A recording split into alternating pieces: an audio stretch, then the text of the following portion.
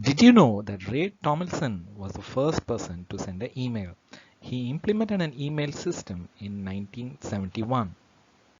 Now let's look at the different types of topologies. First we have mesh topology, then we have star topology, followed by bus topology, ring topology, and hybrid topology. Now let's see how these topologies look like. So first we have the mesh network topology. Then we have the fully connected network topology. Here we have a star topology, which looks like a star.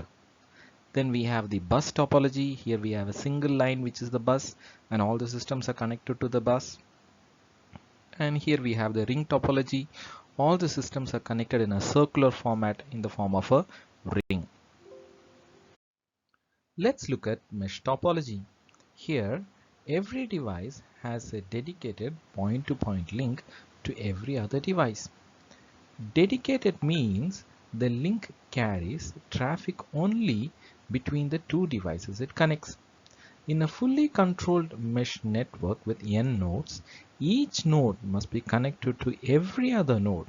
That is, node 1 must be connected to n-1 nodes. Similarly, every other node must be connected to n-1 nodes. So, totally, we need n into n-1 divided by 2 physical links.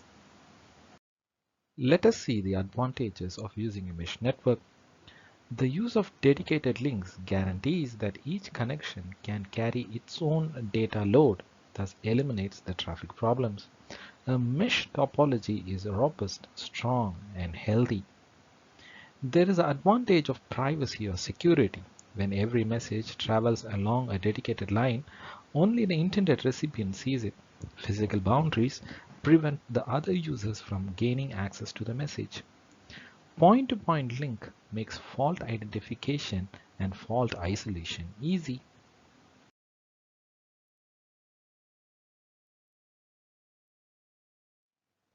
In star topology, we have a dedicated point-to-point link only to a central controller, usually called a hub. The devices are not directly linked to one another. The star topology does not allow direct traffic between the devices.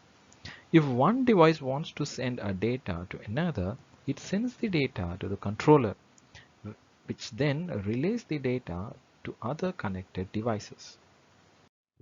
Using star topology gives us a few advantages. First of all, it's less expensive. It's easy to install and reconfigure.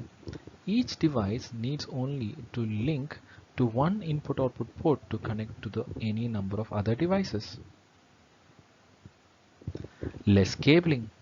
Less cabling needs to be installed, and additions and deletions involve only one connection between the device and the hub. Robustness. It makes the network strong and healthy because even if one link fails, only that link is affected. Using star topology brings a few disadvantages. First one is dependency of the whole topology on a single point, which is the hub. If the hub goes down, the whole system is dead. Next topology is our bus topology. A bus topology is multi-point. One long cable acts as a backbone to link all the devices in a network.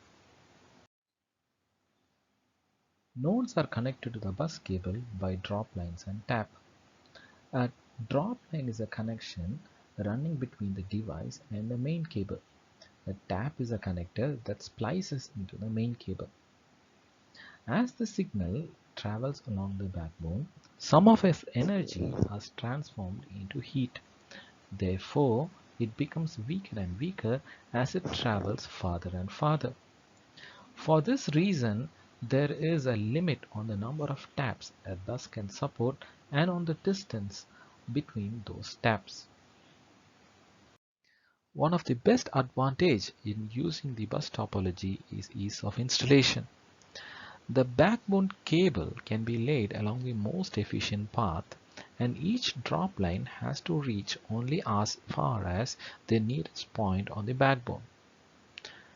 Now, using a bus topology also brings a few disadvantages. First of all, there is a difficulty in fault isolation and reconnection. Signal reflection at the taps can cause degradation in the quality. A fault or a break in the bus cable stops all transmissions, even between devices on the same side of the problem. The damaged area reflects the signal back to the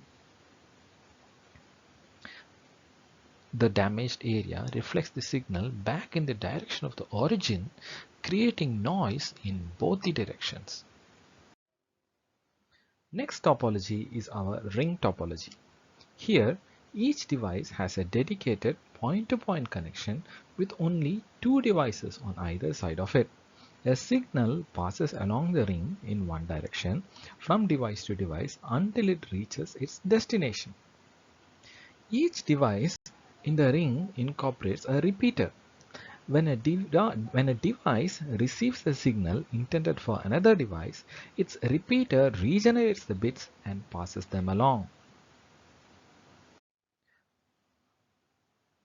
Advantages: easy to install and reconfigure.